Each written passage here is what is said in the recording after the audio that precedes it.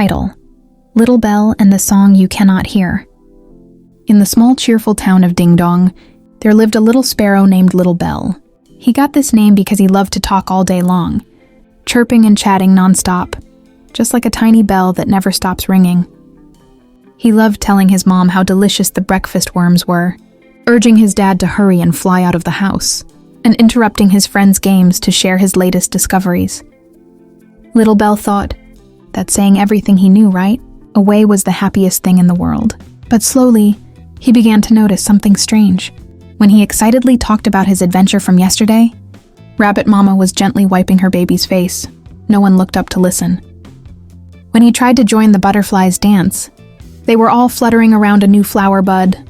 No one heard his invitation. When he chirped at Little Snail to hurry up, the snail just silently pulled his head back into his shell. Feeling sad, Little Bell flew up to an old plane tree and asked softly, "Grandpa Tree, why doesn't anyone want to listen to me anymore?"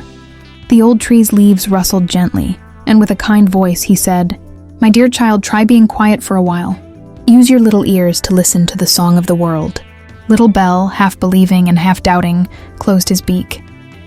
At first it was hard. His heart was full of words ready to burst out.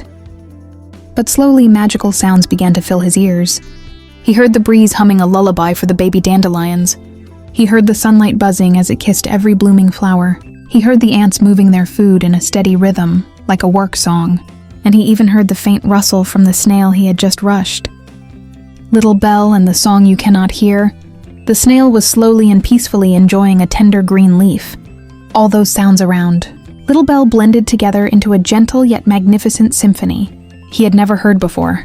Just then, he suddenly heard the faint sound of someone sniffling. He quietly followed the sound and found a little beetle hiding under a mushroom, crying. The beetle had lost his way and couldn't find his home. This time, Little Bell didn't rush to speak. He quietly flew over and gently patted the beetle with his wings. Then he just listened carefully as the beetle told him all about his fear and sadness. When the beetle finally finished talking, Little Bell spoke softly in his cheerful tone. "Don't worry. I fly high, I can see your home. It's right behind that patch of clover. I'll take you there." He flew slowly, staying beside the little beetle the whole way, listening as the beetle talked about his home and family.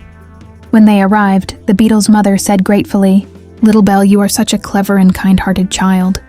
At that moment, Little Bell finally understood what Grandpa Tree had meant. He realized that when you listen quietly, you don't just hear the most beautiful songs in the world, you also hear the tiny voices in others' hearts calling for help.